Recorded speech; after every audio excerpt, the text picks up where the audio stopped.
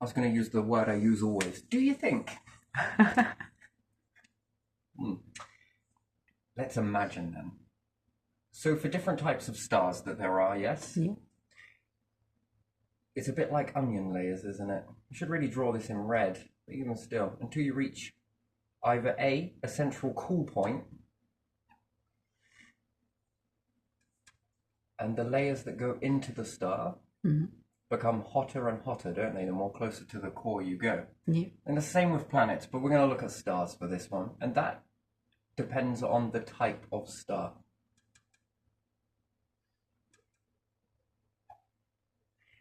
Because we can then say, well, some are more hotter the closer to the core you get and have more pressure, so heat and pressure. And that particularly sits on a graph that goes from here to here. Variations between star to star of similar nature. Some might be here, some might be a little there, but no more past this particular point here. And usually, commonly, it's probably more around here. And then you go to a different star. Yeah. And again, heat and pressure. And whereas the other one sits around here, never peaks more than this and never dips below that, commonly it's here. This particular star traces on with more heat and pressure. And then variations of star to star will give you a different outcome of heat and pressure, so forth and so on, until the graph reaches a point which is mainly common for stars, yes? Yeah. Interesting, yes? Very interesting. And then we've got to look at black holes.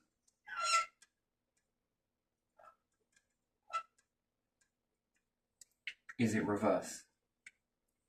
It becomes more colder the closer to the core you get, and perhaps it can be more hotter in the core. So perhaps stars, again, we want to look at things that are logical, right? And often we want to put that in. And which way is it? Is it that the star, when we cut open an orange, I like this, the orange or any type of flower sort of shows you a closing moment, then something opens up, yes? Yeah. Then there are these life forms that visit this particular object, and there's pollen leaking out of this as well. It catches in the wind, which often gives you the understanding of a star, and then it produces a fruit. And my favorite one is an orange. It looks like a star, and when you cut it, depending on which way you cut it, most of it shows you dark seeds in the middle. What's nature trying to do, or is trying to understand? It's very symbolic to the outer, and then when we think about it from a human perspective, or most perspectives, that sexual intercourse, a sperm versus egg, more like planet versus shooting star. Even the star itself, a collection of all of these that come together in order to create it almost seems like it plays out everywhere. But anyway, particularly the orange, it shows a very thick crust, doesn't it? With many diverse layers inside the orange, which then give you a hollowing. Yes, the seeds are slightly different from plant to plant, but still this trying to work out. And then we look at an apple, and perhaps it's got these little dark specks inside them. So logically, would we look at that way? And we'd see the star as being massively, massively hot, but it would unexpectedly be something to try and process, that perhaps in the center of a star it's cold, and perhaps in the center of a black hole it's incredibly hot. And would you see it through the layers because it's got something to radiate into, and perhaps radiating in would then give the illusion that perhaps nothing falls out of it. How do you not know? It's not pulling it and it bounces and a few things let go, which is what causes the crushing fusion process, maybe, and the diffusion process in the reverse scale of that. So heated hydrogen, you could say, in the center of a black hole, and whatever the darkness may be. And then we got to look at it as size order. So this black hole of this particular size, with this many cluster of stars around it, with this many different ingredients that have gone into it, the stars independently, their particular ingredients cause this particular outcome of a particular star. Outcome. Lots of these different variations cause a different sort of ingredients to go into the galaxy, from one galaxy to another. The ingredients are slightly different. And does it require more information? And therefore, depending on which type of black hole you're seeing, do we then see a slightly bigger black hole with difference in, as opposed to being how hot it is, it works in the reverse of the scale. So we could say the lack of pressure, and rather than it being heat, we can say cold. Lacking in pressure and cooling. And per each one reaches a benchmark of a particularly common type of black hole versus one that is also, again, from benchmark from here to here, but more commonly this. But it lacks pressure and it's cold, which then equals a commonality. And then maybe we see an even bigger black hole. Reverse the ingredients. Now, is it absolutely baking hot in the center of these? Doesn't have to be. It's just looking at it in the reverse of looking at it, because everything in your logical mind screams that it is going to be incredibly hot in the center of that star. But is it? Is it? Is it really? Are we, again, find that out.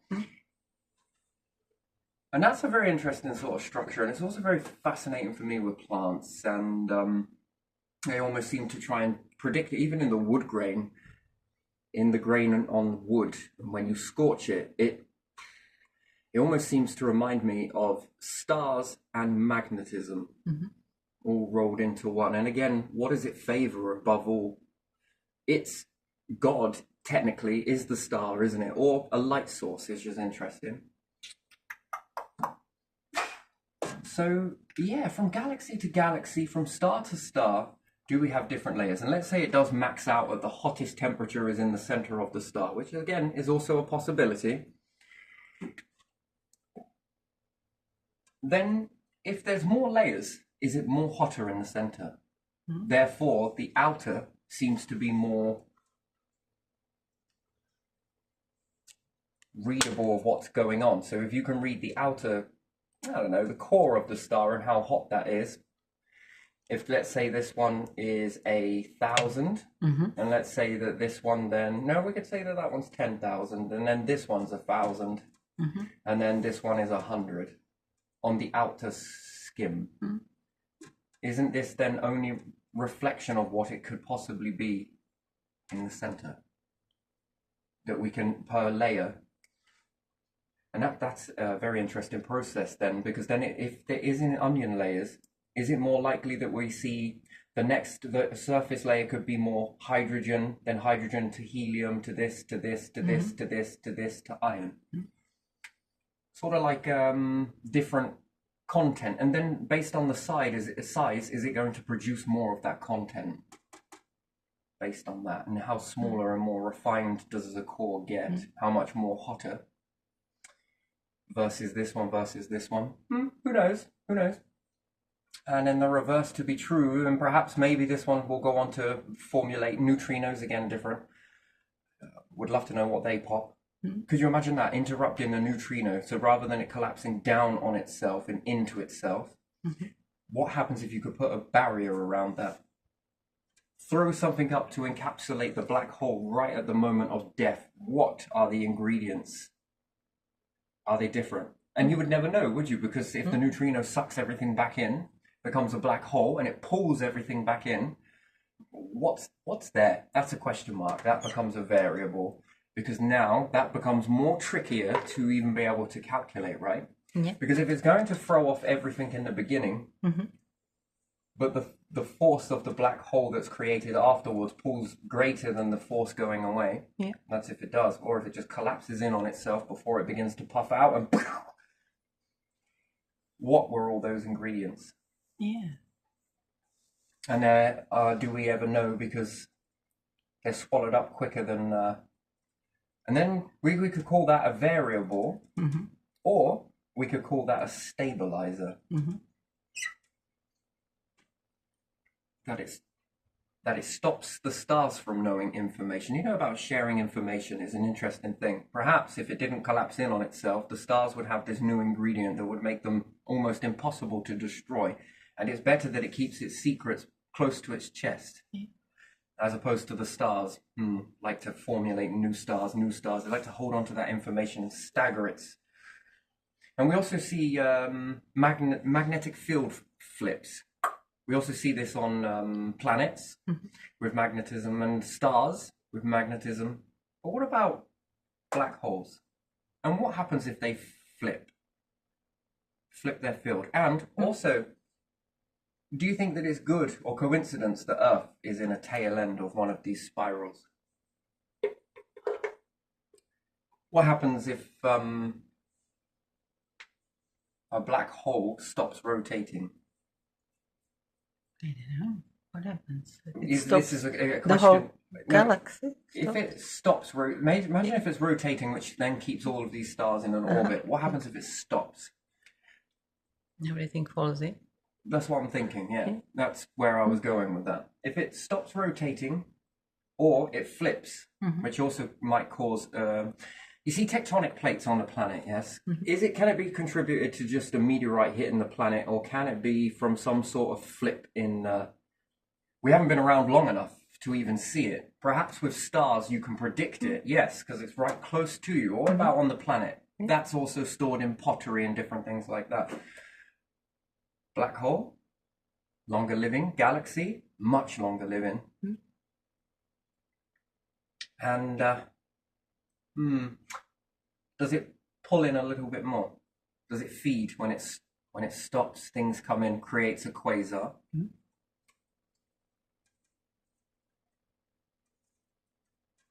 Symbology, love it.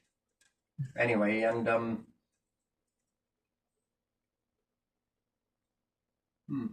does it feed?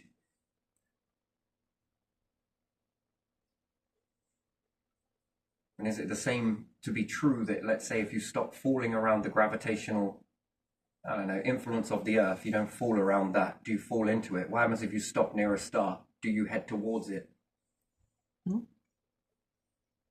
What takes the pull of that? Unless you're intercepted by a planet at a certain time. And then what happens if a black hole stops? Seems impossible, obviously, yeah. And then what's the rotation of a star? Interesting. Does it speed up? Does it slow down over its lifespan? When in the beginning, is it moving much faster?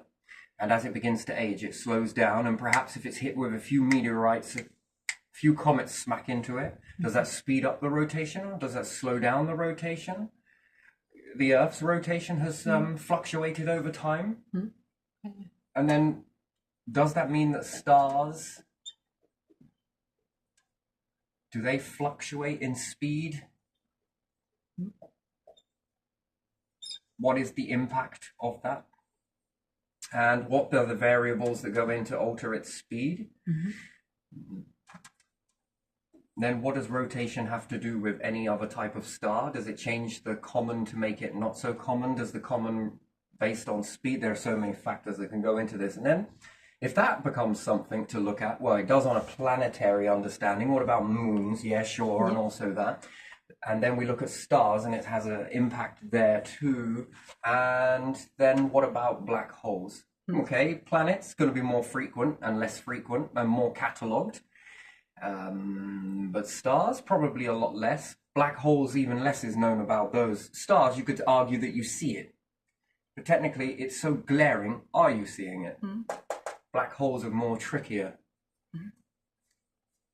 Yeah. How do you tell an atom is rotating?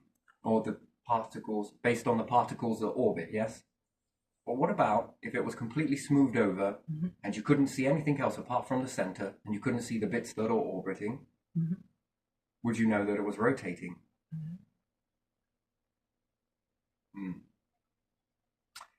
And again, if you fall into these objects, if you stop falling around them, then what happens if you stop falling around a black hole because it goes stationary? Is there a chance that some of these are going to take a few bits in? And is it because of its rotation why the stars orbit around it? Yeah. Because stars can orbit around a black hole, can't they? You've seen that, the ones that are closer to it, whether it's been depicted or whatever else. Is the star orbiting it, or is the black hole using it to orbit so that it can get movement? Yeah. And once it's done its purpose and it's got up to a speed, then does it stop rotating? Yeah. Then does it devour that in order to go off in a different direction? Well, perhaps not. Who knows? Again, these things you should leave with upside down question marks. Yeah, there you are. Do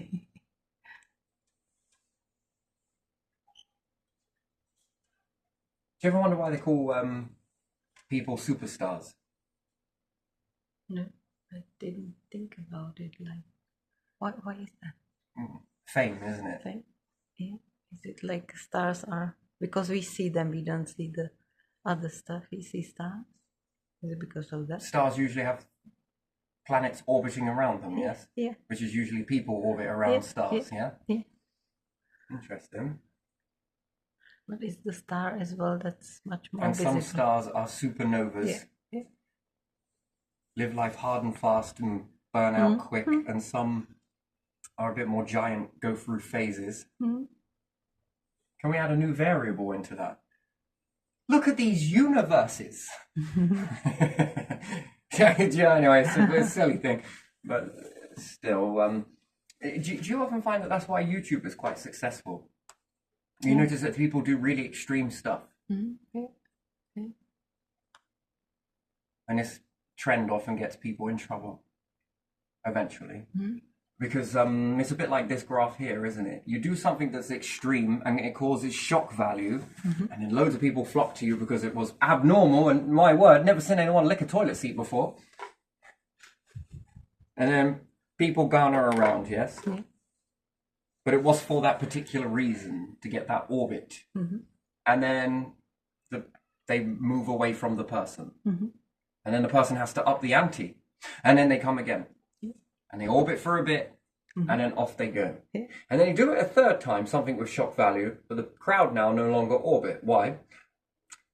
That's getting too common. That's boring. That's so last year. So then they up the extreme in another direction. And once again, people then orbit again. And then maybe they'll do it again, and then people will orbit. It's a bit more like a supernova, isn't it? But each time, it might start moving into more illegal, perhaps, shock value, perhaps, more daring, more boisterous, more push it too far in order to get that reaction. As opposed as longevity, as opposed to long, natural, authentic sort of flow. Do you think that then people that blow up too quickly, that one would be it, wouldn't it? Would then fall in love with the orientation? And compared to stars, musicians, again, it's still there, but again, it's a different category, isn't it? It seems to be more plummet. So there's lots of things, and then you might have to if you build your career on that, when we move into musicians or something like that, you might come out saying all of this sort of stuff and this and this, shock value, people. And after a while, it gets a bit more shock value, but you got to up the ante. Oh my God, you got to come quicker. You got to do it. Oh, that must be exhausting to do that. Whereas some do it for passion, yes? The love of it. Not because they're trying to be anything other than embodying what they are, that essence, yes? I don't know. I was just here, I heard something earlier, and it was just like, that's interesting. So if you were to walk into fame, what type of fame would you want to walk into? The constant seeking approval, because that is approval, isn't it? Whether you have the orbit for a bit and then people go, oh, we're bored of this now.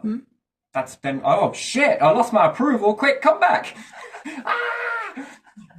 It becomes like, it's interesting, it's also principle of the universe from one to the other, right? So someone does something, everyone orbits around for a little bit, and then the crowd goes, and then they sort of chase the crowd. Yeah. It's sort of light and dark. Light and dark is almost like star black hole sort of thing. Once you were all orbiting this, now you're orbiting me. And it seems larger in comparison. Anyway, it was somewhere I was going with that. Yeah. You know, with both of these forces, this is not the interesting part for this. Not really for me. The interesting part is the neutral ground in the middle. Yeah. The neutral. Because for every time either one of these grows, which you could then look at as a wing, if we wanted to get really nice with that. There we are. We're going to make this into some sort of wing here, can we? Yeah. Oh, lovely. Oh my god, it is so squeaky. Anyway, we could look at that as the wing. Yeah. The wings either side of light and dark, yes. Oh, I drew a 4. I do that a lot, by the way. My L's come 4s. As long as we don't start mixing B's with C's. Come on now. Light and dark. Which side do you want to be? You know, you probably hear that. Which one do you want to be? Light or dark? Yeah, I don't know if I want to be either. I want to be this in the middle. Don't you?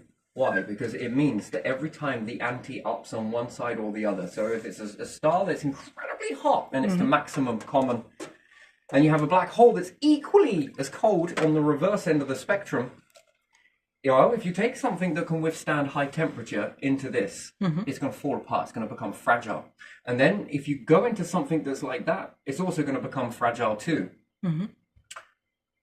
And yes, you could say then, okay, well, let's build towards stars. You can spend your whole humanity building up towards stars to be able to cope with constant pressure and constant heat and constant this. It's also the same with humans, by the way. Education. Some people have comfort and they find education by walking through the structures of society. Schooling, college, university, and doctoral and that way. And that is uncomfortable to those people that walk that path in comfort. And there are some that path doesn't work for you, but this way sort of does. The heat, the pressure is on one side, and then there is a sort of comfortable, cool. And then people will say, which one's more better? The ones where people go to the college and the university, or the ones that don't? Well, that's not fair, really, is it? It's trying to fit humanity into a one shoe fits all. That's what it is. That's all it is. Yeah, one shoebox. One shoebox. Yeah.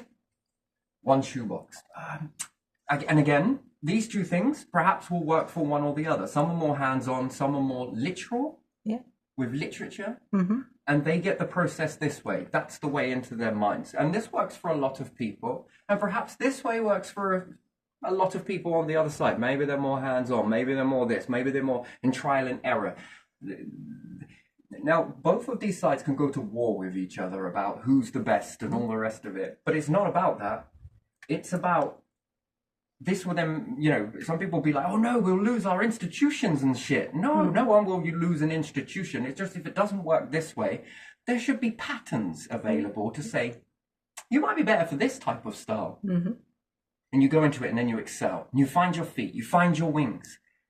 Then, at the end of these two journeys, so now we're going to create a new institution, plus with the institution that's here. And you can't leave it like that. It's a work in progress. One shoe fits all. I think we're well beyond that in today's world. I think humanity is upgraded again and again and again. This works really well for certain people. The polished, the pomp, whatever you want to call it, and the rags and this work for this side here. The next one that will be needed is a neutral ground where both of these skills come together to create the neutral ground in the middle, which its purpose is to lift both sides. And so forth and so on. If we keep going, we can maybe start to get a nice little shape in here. It's going to take me a while to scrub this off, and you wonder why I'll run out of ink so quickly. How many colours have you put on there? Quite a few. Still don't quite make purple, but we're getting there. We've got the central, the neutral ground. The neutral ground of this particular type of college, university, and the rest of it. And then we've got this type, which should be a new type of college or school, college, university, and another type of school, college, and university. And how much more of a simpler society would that be? And then we have a combine, a combination, a combi. I don't write it that way, Kobe, doesn't matter, but still, Kobai. We have a combination of the two, but work in a structure. Yeah. And it probably would require, but it's adding more of what you are, but in a reverse format. Technically, it's still learning. Your learning is this way, and you unpack that instruction manual in that particular way. And then there is another instruction manual to be unpacked, and it walks this way. And there are telltale signs on both sides, right? So if we say we take the hardship road as opposed to the what people will call abundance or the comfort, and uncomfortable and comfort, yes? See you, I know, peekaboo. And let's say we take the road of comfort or the road of uncomfortable, yes? Uncomfortable is when it starts leading over to breaking point. But also on this side, in the road of comfort, it also will lead over to the point of breaking. Hang on a minute. That then becomes a map. A map of what? Maybe you are better for over here, and it could be that you are better for over here. And then this gives psychologists and different things like that a real chance to shine, to see it, to predict it. And it gives two road maps, two of them. Maybe this works and this one works, and what happens in the middle? Society benefits together. And that's combi. Combi is where both of these come together and draw an alliance together. And one can help the other one see, and the other one can help the other one see, but both of them achieve with this sight.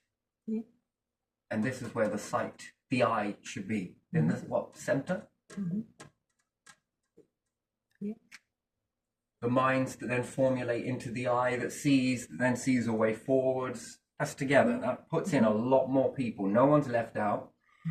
And it can't then be used as an excuse for money this, money that. Because this one, hey, shades of grey, isn't it? If you've got a lot of money to go through all of this, and maybe I get lucky and win the lottery or something, and I invest it correctly, and I put it into my kids, and I set them up for school, best that there is, college, the best that there is, and university, the best that there is, but I got all the money to do it. What about people who'd want that same sort of path, but perhaps there's not that money there to do it? And even if it is, it's still under a different type of pressure, a strain that it seems unrealistic. It's an extra strain that goes on to people on this side, and this is what can cause the sort of falling out between one another. Who's more better? Yeah, it's very interesting, isn't it?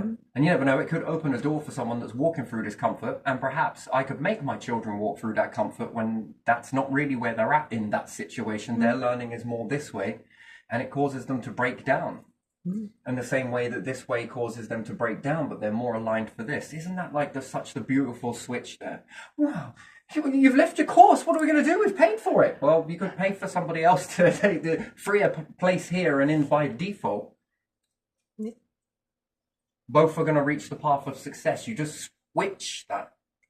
Oh no, interesting. I didn't want to incorporate these, but I didn't want to make two videos also at the same time. But this is where my mind's at now, just because these are very thought-provocative situations. Anyway, back to the universe, the hot and the cold. What if you could make that sort of seam in the middle?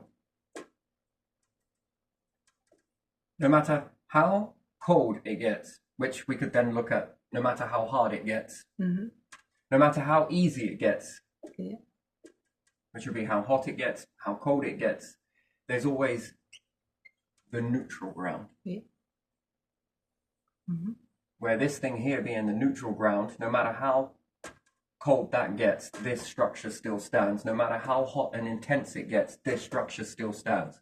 No one's going to pull it apart. It's going to withstand both of those at the blink of an eye, being able to fly through one, another, and come out unscathed, but learn vast amounts in the process. I mean, yeah, that's incredible, really. So yeah, temperature is a fascinating thing that springs to mind in this. And then how big is this one's influence if it's massive versus this one being a black hole? And then what happens if these all come together? And then we've got the neutrino, which is fascinating. Why? What are you keeping a secret in there? Come on. What are your ingredients? Shh. Only the black holes know that. Yeah. So it can either be looked at as a variable or a stabilizing force. The variable that stabilizes the variable then goes on to stabilize the depends how you look at it, doesn't it? Yeah. So in agreement, I could look at that as a variable, yes, but it's also a stability. Yeah. If this process didn't happen, what would the universe be? A constant. Constants don't last very long. When nothing happens, they are constant. That variable becomes the recycle point. The point before it tips too far, where the balance becomes too far one way and too far the other way. Somewhere in the middle of that. Too far naughty bad boy. Naughty. And too far being too good, yes? Yeah. Yeah. There's that sort of ground in the middle, isn't there? This cake tastes pretty good. I want it all. I'm going to eat it forever. Too much of a good thing, never a good thing though, is it? Really, even although it may feel like it. And too much of a bad thing, that also is equally as toxic too, isn't it? So, good or bad. Eat it too long and Yeah, so cakes getting put in an oven after extreme temperature. We often compare this to diamonds, but how many people have ever really had a diamond? Yeah, see, this logic is beyond me. Even still, it reminds me of like shoving a cake in an oven. You got to burn it a little bit, haven't you? You got to heat it up. You got to experience a little bit of pressure in there, a little bit of this. Come on, and it gets rising. Too much of that pressure in that fire, and it's over. We're making charcoal. And then, likewise, is said that not enough in that fire. Nothing at all. Oh, I'm going to shit well later. I don't know if you get from that, but still. Yeah, I suppose this cake is just not quite what I expected. Syrup in, syrup out, you know what I mean? So, that's not great. But then you expose it to the fire. And likewise, it had to have room temperature, which we could then say cold. Or if you put it in the fridge just before you put it in the oven, I've noticed the cakes actually tend to taste a bit better before you do that. You experience them to a cold drop. And when I talk about refrigerator, I didn't put them in a fridge. I put them in the freezer because the fridge would take too long. I'd already put the oven on. What do you think I'm going to do? Stand around and wait? So, yes, the diamond process is good. It's a good, I understand it, I do get it, but I think it works better with cake. Because we're not diamonds. We're also not cake, but we understand that there's that equal amount of pressure, heat, and all of that. And then there's also the light side of that too. That not too much of that, and not too much of the fire, because too much of the good, it corrupts, and too much of the heat, well, that's also going to corrupt your cake too. And it's knowing what, when, how much, and what is too much, and what is too little. I think that's what brings you to neutrality and comfort. And I think that's a better place to be. That's where I'd like to be if I can try to be there, somewhere in that sort of... Yeah. So if it doesn't even open up anybody's mind to that, then... Yeah, I don't know, you've nodded along quite a bit through this, so... Should I say no? Well, it wouldn't work because it would betray you because you've nodded. No. You got to shut your eyes to say no. Why do you have to do that? Just because you got to shut it out. Daren't lie. Even your body language changes during that. So it's interesting anyway. So now you'll look away. Can't see it, don't see it, don't know it, So yeah, but the neutral ground I think is probably more for longevity. Or if you think about it, if you can get the best of both worlds, you will last longer. And if we take this into the analogy of here, a neutral medium that really doesn't get any hotter when it's experiencing heat, it stays pretty neutral no matter how hot it gets. The hotter it gets, it always maintains a neutral stability. And no matter how cold and how lack of pressure it gets, and this one's with pressure, it still stays neutral. It doesn't change. It doesn't get colder. It doesn't. That sort of neutral gray zone in the center allows you to experience so much more, doesn't it? Yeah. What's the point in studying stars all your life and miss out on black holes? Come on. I mean, we're missing a whole fucking universe here. Well, half of it, but still, we're missing the important. So we need to understand both, and not both. We need to understand both to form a new way of this neutrality, of this bit in the middle, and then we're like, Now we got to even, you just thought you complicate it by following stars and different things. Everyone throws their pens down. Now you got to learn about the darkness as well. Yes, not only the darkness. For fuck's sake, yeah. You've also got to learn this neutral ground. Well, how is that going to look? No one really knows because we've never found it. We talk about that silver lining. It's sort of like the seams of both, isn't it? That sort of. Yeah. And just to be a little show off, nothing too much, but just a little show off. If you could achieve a neutral ground, would you make a ship that was more about part light and part darkness, part light?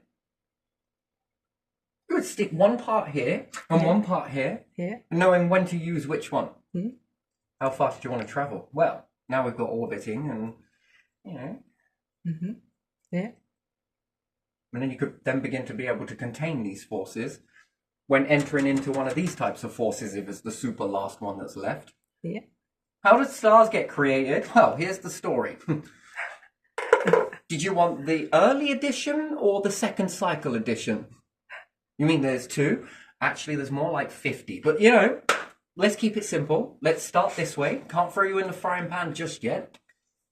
There's a learning progress to this. In the beginning, humans used to think that it was all about this and that and this. But then what they found out is a few life forms that didn't give up, the tenacious little fuckers they are, went into the super massive last black hole that they found, went into there, and it exploded with them inside it. But they were unscathed because they used this middle ground and charted a new path. One that, if we were wrapping ourselves in stars, we're safe. And then the black hole's like, come here. I know what this stuff is. Hey, you know what? Each one of my layers, I am going to destroy every single piece of what you are. No, you won't. Yeah, watch me. Oh, God, it's getting a little closer, isn't it? Or is it he? Shim is getting a little closer. Oh, and then the end of life. But let's just say you managed to survive that because you found the neutral ground. Do you think explosions are hot? Yeah, I do think that. I don't know it, I think it. And do you think explosions are cold? Stars explode with a coldness to them. Yeah. Oh, so cold you are. But black holes then must pop with a heat. Or do they implode? I'm not sure. I say they evaporate. Explain evaporation to me again. Evaporate. Something that big evaporates. So petrol evaporates. Okay, go on. Water evaporates. Continue. But there's still something left. So something is coming away from it and adding back into the... Well, what is that evaporation then? Oh, I'm sorry, I didn't get my hydrometer out in time. Wait a minute, it's leaking molecules. What molecules? Oh, a large amount of it is hydrogen, some of it just didn't... Well, it was indigestion, it looks like.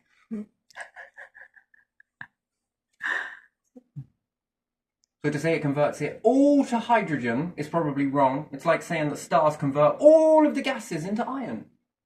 So if I look at that, I gotta pick myself a little bit and say, are you sure?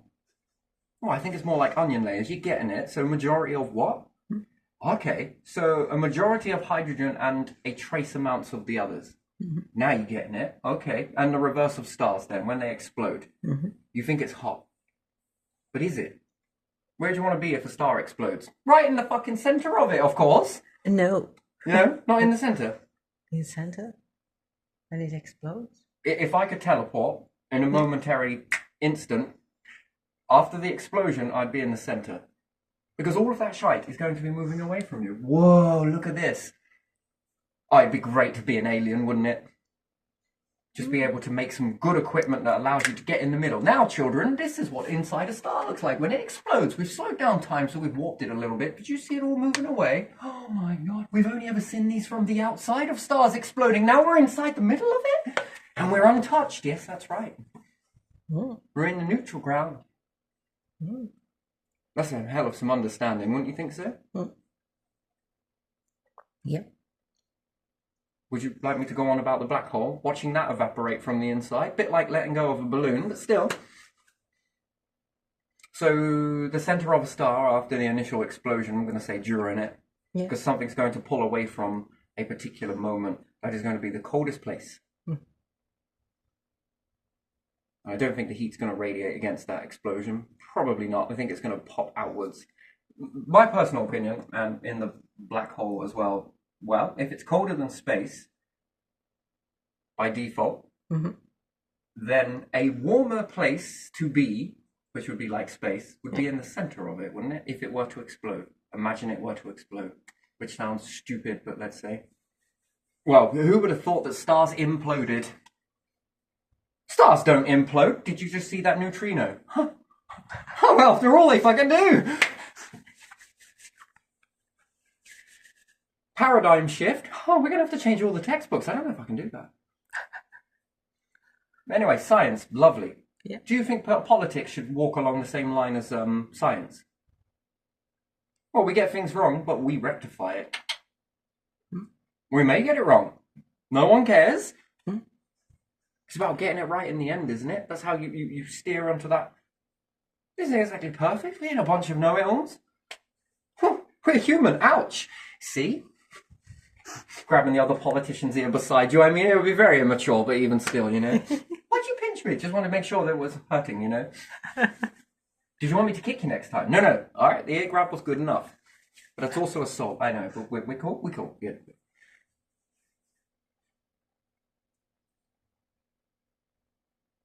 Let's stand close to the blast radius. I mean, let's get inside the blast radius. Are you mad? Define madness. But anyway, still, yeah, just imagine that if it all crystallizes and that heat's, that momentary heat, the structure that kept that heat going, and then it crystallizes. It's almost what comets and meteorites and everything else, and perhaps some of the dust as well, don't get me wrong. But bigger pieces, I don't think it explodes into tiny little pieces. Yeah. I think there's a variety. There's going to be more little fragmenty pieces, sure. There's going to be a lot more of those because they're more scattered about. But the bigger chunks, there's going to be less of those. But still, compared to a human, that's a lot. That's huge. That's colossal. That's end of everything. And it crystallizes. It looks like crystal. Yeah. On those chunks. So yeah, I don't know. If I had a brick and I threw it up in the air, that's going to make a doof. But what happens if I got a brick and ground it into a powder and threw it in the air? One solid, one not quite, but it ain't exactly a liquid either, nor a gas. Which one's going to take longer to come down, and which one's going to look like there's more? Do you see all that dust? There's more. No. That would be like you saying to 100 tons of bricks to 100 tons of feathers that the 100 ton of feathers, you know, is this, and this. Is lighter, but it isn't. They're both the same. It's just we've changed the ingredients slightly, or what holds it up to structure. And so yeah, it could then appear that there's a lot more dust, which we could then look at as a nebula. And my word, stars do pretty good with that anyway. I guess it's a controlled explosion, isn't it? A nebula. Multiple convergences of this dust coming from this one and perhaps this one, which then makes a colossal cloud. And then as it begins to come, then these bigger pieces might start to move forwards. Yeah. So not all of the fragments are terribly let go, don't get me wrong, but a lot of them are. And it depends on how many pop in that. Unless they blow near a black hole, then we're like, whew. It's a good job it went that way. Hold on a second, it just ate all of our ingredients. What? Was I supposed to share this cake? Interesting, but still, so yeah, the middle ground, so interesting. But yeah, I think in the center of that, unless it's a neutrino, then no, I don't want to be in the center of that, because that would be like being in the center of the, unless you could see X-C implosion followed by an evaporation process. That'd be some incredible information, because we look at it from the side, don't we? Yeah. Or we put it in a laboratory and we're seeing it from a side, like a splice of it. We've removed all of this shite. We're just going to see it in this one. That's not really one dimension, is it? But compared to a star explosion, what would you call that? 3-dimensional? I don't even know what you call it. Where all the sides.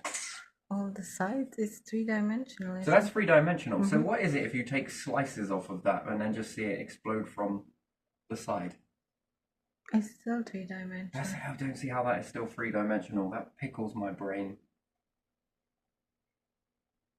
Because when you've replicated it, you want to be able to see it, but you don't want shards coming towards the camera, do you? No. So you got to make the shards just go out in this particular spectrum, so that you can see the explosion, which then means you miss a lot, doesn't it? So if it's flat and yeah, like a plate as opposed to a ball. But if then it was like a it's ball, you wouldn't be able to 2-dimensional. see it. 2-dimensional is if you see it flat, like on a screen. Yeah, but still, that's an interesting sort of thing to me. So that's 2-dimensional then. Okay. So what is it to be inside it? That must be a different dimension altogether then, yes? That's the reverse of us seeing it from a... Because you can't see the star completely all the way around, nor in the inside, but still you get a bit more of a understanding. So to watch a star explode in space, you're only seeing a part of it, aren't you? Right. Half of it. Right. And you could never really truly see the full picture. That's interesting. You need cameras over every square inch of it. I don't know if I got time for that, but still, yeah, you never know. Well, it's to get an accurate picture of it, right? Like no good skimming the top when you can dive into the whole thing, don't you? Anyway, it was strange, but yeah. I think I'm going to leave this one here. I don't even know how long I've been yapping for, about an hour, so cool. But yeah, so neutral ground. But in order to get a neutral ground, you need one particular, and then it creates a new branch that then everyone can follow, can't they? Yeah, something in the middle. Something in the middle. Yeah. And the ones that are like, well, I don't know if I want to do either of those, they're very toxic to me as well. I understand. But I wouldn't mind you guys chopping and churning this sort of stuff up to create a path for me to walk through. I'd be cool with that. Yeah. All hands on deck, right?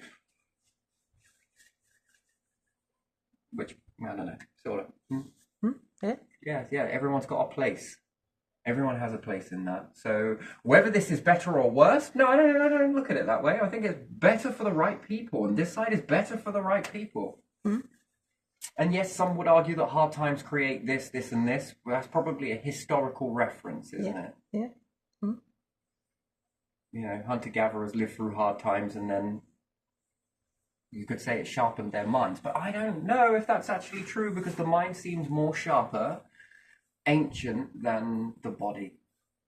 No, it's something because some stuff people later on did differently, and that for them was a hard time the time before when they knew about it. Eyes are late to the party. So it is. Feeling seems to be more. And inner wisdom.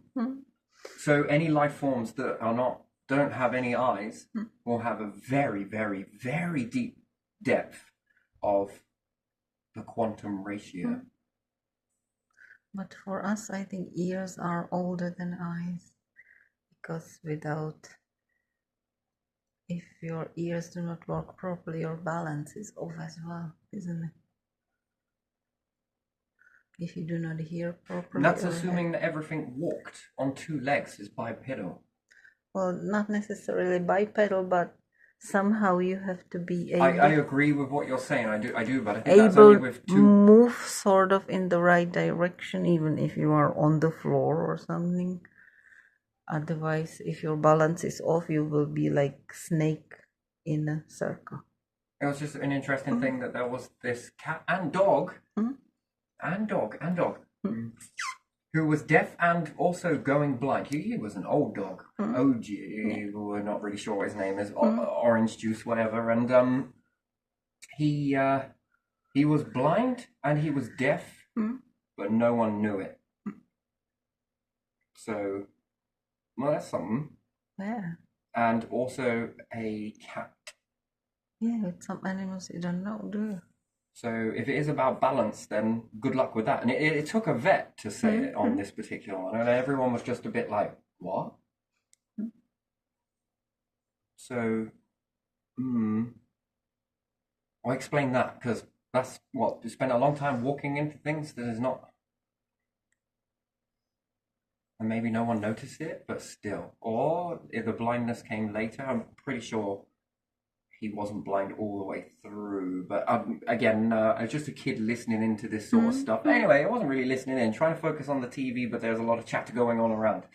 You sort of pick things up like that. Well, I do. I kind of like those things that are going on in the background, and I also kind of like watching the TV program at the same time. And maybe, just maybe, I'm playing with Lego or I'm colouring in. Never in the lines. That scribble, that is. That's what handwriting looks like to me. Yeah, anyway, never mind. Still. So, if it's all about balance, no, then we factor in adaptability. You adapt. Yeah. We could see that plants are blind. And where does their wisdom come from then? And they have it. Where does their long-term prediction come from? Yeah. And that's without eyes. Eyes are not everything, are they? But there again, does it see in heat? If you walk across and you create a shadow, does it see it? What else is it sending into the ground towards the other roots? And that build a bigger feels picture? draft or something like that, and moisture. I mean, you can have one solar panel, impressive, but if you have a whole load of solar panels, meaning the stinger nettles or whatever else it may be, it can be a very large picture. I wonder if they communicate in this sort of way with one another. Anyway, that's an interesting thing, and never get me started on the next subject, that what happens if you found a way to bridge the gap? Or would they have made artificial eyes that are better than ours? Now, that's something, isn't it? Even without eyes, they made an eye that was better at seeing reality. And how advanced is their quantum minds? Their in-depth inner awareness. And then there's our outer awareness of all the things we've seen. And if there was some way of bridging the gap, which I believe, sure, then you can help them see more accurately of a past and a timeline and enhance their understanding, and they can upgrade yours. That's interesting, isn't it? I think plants do this in a different way when the plants grow together and they become this strange new species that happens. And yeah, that's interesting. Almost like it's deliberate, especially at the end of the last ice age. What's the one thing I'm going to need next time? Lots of leaves. Lots and lots of leaves. All right then, let's make some trees with leaves. Why do we want to call them leaves? Because they're going to leave. Rising landmass. Now, what is that for? Do we know yet? Not really. And does it make the trees look more taller by comparison? Possibly. What's in it? What do leaves do when they drop off? They create a little bit of warmth.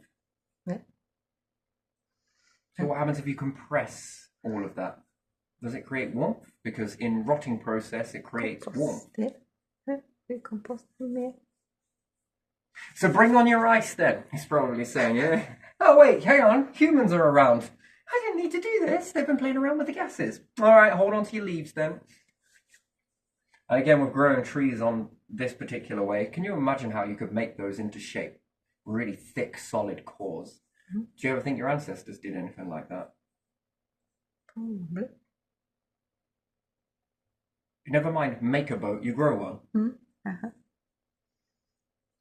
And there again, if you could, some people put certain plants through processes, or the fruits usually, Yeah. and then they have these different shaped fruits, yes? Mm. You can also do it with tree core. Subjecting it, a bit like Mayans. Shit, where else were they getting this from? You're just going to lay underneath these rocks for about 4 years. I think that's pretty cool. Don't get me wrong, probably not recommended, but still. I think that's pretty fucking cool, that. Yeah. Yeah. Do you not think so? Mm-hmm. I find that fascinating. Actually, that is like body art extreme. But you know, who really cares about that? But still, can you imagine the same process with trees? I'm gonna grow you this way, and maybe this way, then maybe this. Oh look, we just made a bush out of a tree. Yeah, it's a tree bush Maize. or a maze. But if you get a lot of these going, and especially if you get them growing at different times and different sizes, well, you wouldn't grow the small ones first, would you? Or would you? You grow the bigger ones first, wouldn't you? Get them into a sort of shape, and then out comes the next ones, slightly smaller, slightly smaller, slightly smaller. You can make a pyramid with this. Yeah. If you let the tree grow and you put some object there, it will grow around it and sort of swallow it, doesn't it? And especially in places with great big rocks. What else were they? You know what? We've been using all these rocks to make trees grow in weird ways. Mm-hmm. Yeah. That's interesting, which then comes from pagan. No, it's not pagan. Celts, whatever it is. Yeah. I don't know. Yeah. Who were the ones that were scribing in trees? Don't know, many of them probably. Pagans probably did. Okay, so it is pagan. Yeah. All right. Yeah. Hesitated, but there you are. Yeah. Pagans may have been Yeah. sort of like, hey, did you see what they did with that tree? They put loads of boulders on it as it was growing, and it went into funny shapes. Yeah. Which again becomes the first thing of when you move the rocks out the way, and people are like, "What's this?" This is because I am a warlock, witch, wizard. I am this. You are? Oh, good. I can make trees do this. It's amazing. Yeah. Or someone else was watching the process, like, "Hang on a minute, we ain't that gullible. Look what they're doing with those rocks. What are they doing those rocks with?" I don't know. And then maybe that started the whole rock age off. It moved from bending trees and shaping human skulls and shit and crushing things. Effective. Yeah. Well, you can either climb up the top of a tree, can't you, and risk all of that without no rope or safety equipment, which some people do. Mm-hmm. Or you can bring the tree down to you. Just takes patience, doesn't it? Mm-hmm. Yeah. And then you can make colossal cores on it. You know what happens? Can you make that hold water? Especially rainwater. If you grow them in the right way, it's patient, by the way. You gotta have some freaking patience to do that. Mm-hmm. Never mind a wicker basket, but what happens if you were to take a load of them and make, I don't know about willow. Could be willow. Yeah, or whatever. And you begin to make a basket. Giant, humongous freaking basket out of it. You just grow it and allow it to, all of its shoots just keep weaving around and... Yeah. Could you store water in that? Could you cook in it? That's another thing. I don't know, I'd play around with that, wouldn't you? Bending trees to your will. Yeah. And then after that, it then goes over to, hey, look, did you see the way we stacked these rocks over here? Did you notice the way that we added the wood and the growth of the tree was holding the rocks? Maybe trees grew to the point where they were lifting up rocks. Bit bent, but, you know, it was still, look at what it did.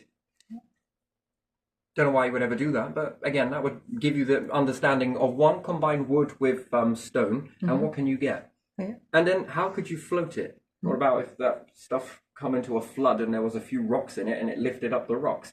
Could you see where this grows, where pyramids and perhaps rocks and moving stuff and flooding things and that led onto boats where you block the river here? What are you doing? Just filling this up. And then you look at that and think, well, no, that's where toilets came from as well, wasn't it? Got to fill it up with water, and it's at a greater height. Let it go and watch Noah fly off down the mountain. And and it goes a little bit this way, a little bit that way, a little bit Metal Age, a little bit this, a little bit that, a little bit of technology. And where are we at now? Whew, where are we headed? That's the question. Yeah. Well, you can already see it, can't you? Yeah. Then people then begin to combine metal and wood and stone and wood, being bow and arrow. How did you think of that? And everything used to be painstakingly slow. probably over generations, and then they just sort of get quicker with it. And why they need to get quicker. Don't know, it just feels right. Yeah, because they were like, why can't this grow faster? Their impatience is hereditary, isn't it? We've all been born with our ancestors' impatientness. Yeah. And that's where the wisdoms of patience and gotta wait. What are we going to do in the meantime? Twiddle thumbs? No, just look at the stars. Which then could bring you to understand about time and how long things take, and it becomes sacred as well, doesn't it? Really sacred. And none of this would really last very long, would it? Especially if you burnt it. Ooh, very flammable. And pine, you've seen those bent...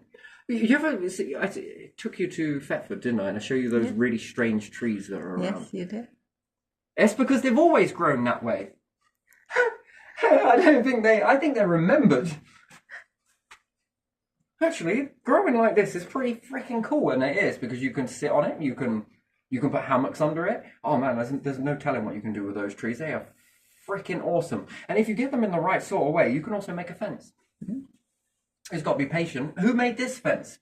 Oh, great grandfather. Oh, boulders they were using, you know. Boulders, I tell you. And then when the tree's dead, which maybe it did, it's still there, the remnants of it. It rots away after time, perhaps, but, you know. And then what happens if you hollow out a few of these and then stack them on top of each other? Well, you've got a pretty good house. Probably your first modern day skyscraper, but made of wood. Log cabin. And if you put water in it and the wood expands, that would hold water, wouldn't it? Yeah. Yeah, if it expands, yeah, that's... What happens if I crush a load of glass and put some glass on top of it? Can I heat it? Not perfect. There was something else I was thinking about the other day as well. Actually, last night it was coming to me. I was thinking a bit more on a metal. Metal is very hot, yes, in the sun. Incredibly hot. In fact, it overheats itself. And beautiful there. Oh, I can fall in love with that heat. And sand, it doesn't seem to be that hot, does it? Sometimes on a beach. Oh yeah, the surface. You want to run here, No, but but not very deep, is it? Why do some things hide in the sand when it gets too hot? Because it's nice and cool inside the sand. It's very cool. That's why it's buttering itself. Okay, I'm taking notes. Continue on. So you're telling me that if I built something out of glass, just hear me out. I know it's strange. It seems like a weird thing. But if I went to put sand over the top of it, would it act like shade? And would it then be cool? As opposed to wrapping it in metal. Ooh, it's a little hot, that is. It's already started melting the glass again. Oh, that defeated the object. Spacesuit's on. Anyway, yes, it's fragile, I understand that, but still. But if you were to coat it, and then you understand that it sparkles, doesn't it? Yeah. It's very sparkly. And there's two types of ways to make sand, isn't there? Water, yes, sure, erosion and different things like that. But also meteorites, yeah? Unless the moon was drenched in water. Do you think it was? And Mars, and Venus, and Mercury. Everything drenched? I don't know about that. Or is it from meteorites? Or is the star spitting this stuff out? Who knows? What happens when you got a lot of dust in the air, and if you scorch it gently? Not heat it, but scorch it. What happens to it? It goes... Yeah. Put loads of heavy objects on the floor. Why? So what happens if there's dust orbiting around in this cloud that we don't actually see, but we do see, but we don't see? Of loads of little small particles that get a little bit too close to the star, but not enough to fall into it. Do they then send little beads towards the planets? Of all the little shrapnel that's just sort of come together, and we're still not quite out of that star building process, and it's just making little tiny bits of glass from the... Is it possible? Probably not. But anyway, still, but, you know, it just makes me wonder. Yeah, but it leads on to wondering if you cover something with sand. Yeah. It's really hot out in this desert, but I'm going to climb into this camel. Wouldn't it be easy to dig a hole? Yeah, deeper in the sand is cooler, isn't it? Well, Some I don't animals know. live If there, then but sort of bury yourself up, and yeah. Yeah, there are some animals who live Probably be in heavy, but deep still. in that, yeah, small ones Yeah. that hide during the day because it's too hot on the surface. And then they come out at night. and come out at night. You Yeah. see, that's going to be the difference, isn't it? Really, if you were to, if I was to take a snake, yes, maybe a desert snake, and then pull him a little self out, have a little look at him, and imagine if I could tap into its mind. Yeah. What do you think the one thing is going to be very fascinating in its mind that it's going to see a lot of? Stars. Yeah. So is it going to be more adaptable, and if it was to expand, it's going to be quite intelligently understanding wisdom of the stars without ever noticing. You see, because that's the selection process, isn't it? No? Yes? Could do, maybe? Yeah. Where do humans get their knowledge from? But what happens if you were like running around like not really realizing shit all, but actually realizing everything but just didn't realize it? If you do not realize it, you just Sort of run walking around. and then all of a sudden things started moving to make sense, and then you evolve into what you are now, and then you wonder, well, where's all this knowledge come from? Yeah. Probably on the days when we were doing bollocks all, you know?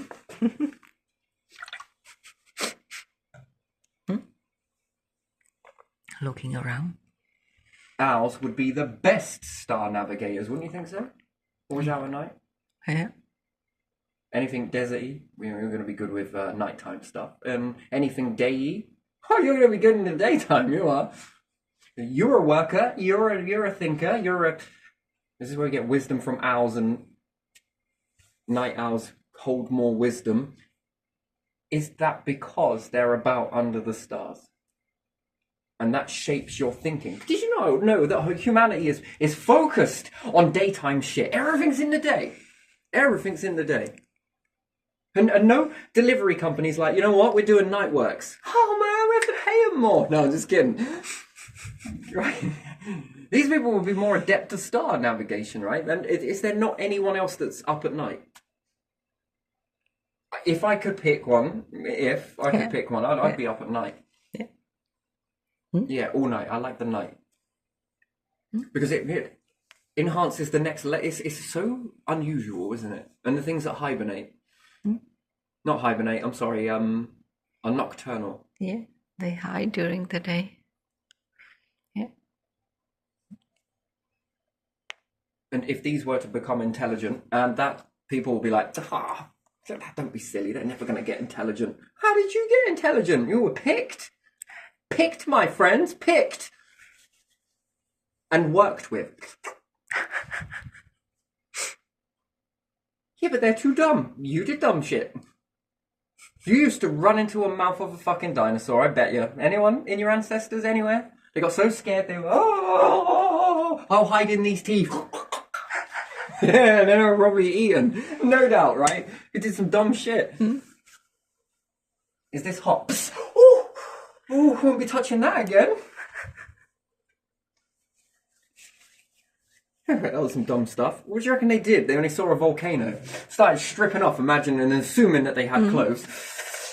Liquid. Oops. Where did it go? Yeah, where is he? They probably didn't say it like that. It was probably more like... Oh. Gone.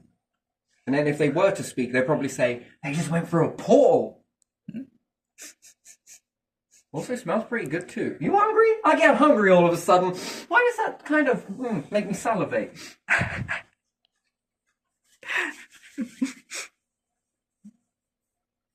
I don't know. Yeah, tribes are very strange things. Not strange in a strange way, but where we all come from in that sort of strangeness. I'm going to eat my enemies so I become more powerful and absorb their power. You know, is that alive or dead? Yeah, it's dead. I'll just wondering. So you're absorbing deafness then? Yeah. All right. Okay. So do owls eat their mice? Obviously they don't do it this way, but just sort of like whole and alive. Is it alive? Is it live bait? Snakes do this too, don't they? Snakes eat alive mice. But there again, I don't know. Some of them puncture them, don't they? Not all of them. Not all of them. That's brutal. But that, I gotta understand something there. At least you ate it while it was living. Did you know tribes used to eat the dead to become more intelligent? You must be so intelligent, you little lovely snake. Because you were eating live bait just down the hatch. Bon appetit. Did you want to? I got the chop board ready and everything. No? No garlic? No? Don't want to remove the fat? No? Oh, okay. All right. Parasites and all? Okay, yes, sure. Fleas too? Absolutely. All of it live? Yes. So in that case, they would probably, if they were to turn into human-y things with tails, I don't know, they'd be more intelligent then, yes? With that logic? I don't know, but you would find it barbaric, but that's where most humans come from, is as tribes and eating one another and stuff. And Yeah. didn't they? They were cannibalistic, weren't they? Yeah. To absorb the power. There are still some tribes like that, aren't they? To absorb death. Okay? And that's power. Must be. But still, yeah, we still do some dumb stuff, yeah? And we also do some pretty damn intelligent shit. Mm-hmm. And then we sort of move away from that. And then God's like, good little humans, you well done, you well done. You're getting there slowly. Do you think God would pet you? Maybe. Will you stop stroking me? No, I do. I don't know. Good boy, good boy. Give us on my finger. Oh, you're so cute. Well, I hope not, but yeah. Anyway, it's just a comedic way to end this one, I think, is very interesting. But yeah, if you could have the choice to rise up life forms, set the stage for their emergence,